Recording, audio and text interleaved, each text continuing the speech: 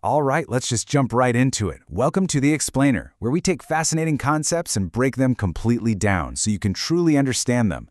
Today we're looking up at the sky. But hey, we aren't just reading modern, everyday horoscopes here. We're stepping back thousands of years to deconstruct the profound, ancient Hellenistic roots of one of the most, if not the most, misunderstood personalities out there, the Aquarius. You know, they're often jokingly called the aliens or maybe the robots of the Zodiac. But today, we're going to decode the visionary sign, moving right past those surface-level stereotypes to look at the deep, structural architecture of how this mind actually works. Here's our roadmap for today. We're going to move through 6 key steps: traits of the visionary, the Hellenistic building blocks, Saturn in the wall, the fixed air paradox, explaining the water bear, and finally, navigating the aquarium life. Let's get to it. Section 1. Traits of the visionary. Before we go deep into the ancient mechanics, we need to establish our baseline. What do we conventionally know about an Aquarius? First off, let's mark our calendars. Aquarius season runs from January 20th to February 18th. Now, what's really interesting about this specific window, and you might not have thought about this, is that it marks the absolute deepest, darkest, and coldest part of the winter season in the Northern Hemisphere. Keep that in the back of your mind, because that stark, freezing environment is absolutely crucial to understanding their ruling planet a little later on. So look at this stark contrast. It's a total paradox, right? On one hand, you've got this glowing heart. They're inventive, visionary, humanitarian, and deeply altruistic. They possess this incredible far-sighted nature that genuinely wants to make the whole world a better place. But then, on the other hand, you have a figure almost frozen in ice, stubborn, aloof, unemotional, and sometimes erratic. It begs the question, how can someone be so deeply humanitarian, yet personally so aloof? Well, it's because they love humanity as a whole, but they highly value their own independence and logic, which can make them seem, a bit cold to the individual people standing right in front of them. Section 2. The Hellenistic building blocks. Why exactly is this sign so contradictory? Let's step way back in time to find out. Ancient Hellenistic astrology doesn't just look at random personality quirks. It looks at symmetrical, elegant frameworks. So here is the architectural blueprint of an Aquarius. It's the 11th zodiac sign. It operates with masculine or yang energy, which just means it's inherently active, radiant, and extroverted. It has a fixed modality, an air element, and traditionally it's the day domicile of the planet Saturn. These specific classifications give them a really stable energy that completely contradicts the modern idea that Aquarians are just, randomly quirky. Actually, scratch that. They aren't random at all. They are highly, highly structured. And this brings us to a vital ancient definition. Aquarius is known in Hellenistic astrology as a humane sign. What does that actually mean? It means they're regarded as far more reasonable, rational, and intellectual than the quote-unquote bestial signs. For example, while a bestial sign like Aries might just act on pure, fiery primal instinct, an Aquarius operates through systematic reflection and high intelligence.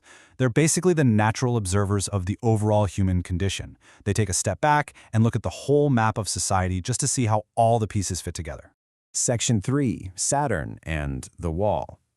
To truly understand this sign, we really have to look at its traditional ruling planet. I absolutely love this metaphor. It's a real game changer.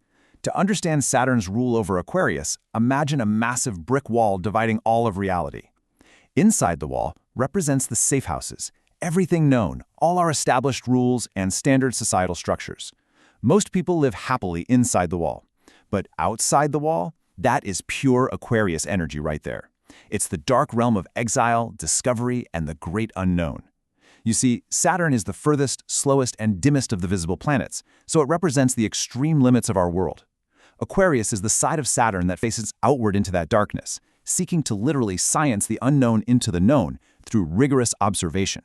And because of that heavy Saturnian influence, they are definitely not anarchists. In fact, an Aquarius isn't just imagining a chaotic free-for-all, they are imagining a new system with better rules for everyone. Despite their rebellious outside-the-wall exterior, they have a really firm insistence on creating universal systems. They don't want to destroy the structure, they just want to build a vastly superior one. Section 4. The fixed air paradox. Let's unpack their totally unique communication style. So Aquarius is an air sign, right?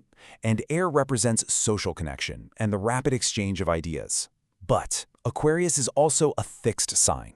This creates this incredible double rigid combination. Think of them as building a giant sky castle of ideas. Their fixed nature takes their airy social concepts and basically locks them into permanent, unassailable intellectual paradigms. And once they've constructed this sky castle of beliefs, they can be incredibly rigid and stubborn about maintaining it. To really grasp this, let's compare two different air profiles. Think about Gemini for a second. Gemini represents mutable air. They're chatty, kind of chaotic, and their minds change with literally every new conversation they have. But fixed air Aquarius, entirely different story. They are intellectually stable and laser-focused on universal truths. They act almost like the anthropologists of the Zodiac. They're participant observers, standing slightly outside the culture just to understand it. This gives them a distinct no-drama coolness during a crisis, for sure. But it can also make them a bit dismissive of ideas that they deem illogical. Section 5. Explaining the water bearer. This brings us to the ultimate newcomer confusion.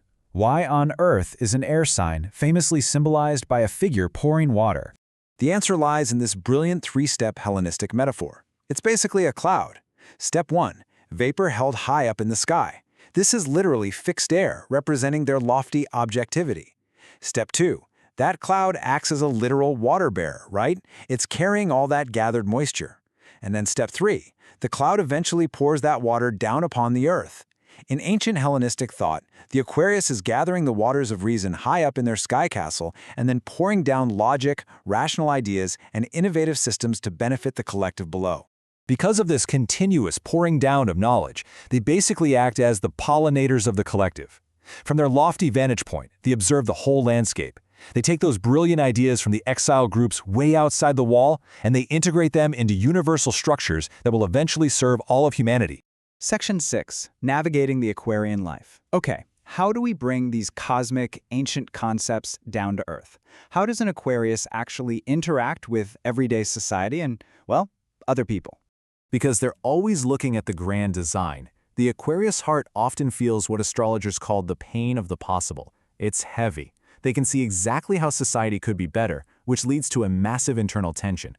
On one side, you have this bright utopian outlook, where they're endlessly working toward that ideal sky castle. But on the other, a stormy dystopian critique, where they act almost like a mad scientist or a hardcore skeptic, using their fixed air to relentlessly deconstruct all the flaws in our current real-world systems. So how does this whole shebang play out in relationships? If we examine the highly compatible pairings, we see fellow air signs like Gemini and Libra, and fire signs like Sagittarius and Aries. Why? Well, because these signs effortlessly match the Aquarian intellectual energy, their constant need for adventure, and their intense love of independence. But drop down to the challenging pairings. A match with a water sign, say Cancer, is inherently tough. You get a core clash between the Aquarian need for logical freedom and emotional detachment versus the Cancer's need for deep emotional nurturing. It is the classic clash between the head and the heart. Which brings us to our final thought for today's explainer. If you have Aquarius placements, or if you simply want to tap into this kind of visionary energy in your own life, ask yourself, are you ready to pour your water of reason onto the world? Remember, the detachment of an Aquarius isn't coldness. It's a superpower that allows you to map out the systems of the future. But that sky castle is only useful if you occasionally pour its wisdom down to help those of us right here on the ground. So embrace that inner participant observer and start bridging the gap between the world as it is and the beautiful world as it could be. Thanks for joining me on this deep dive, and as always, keep learning.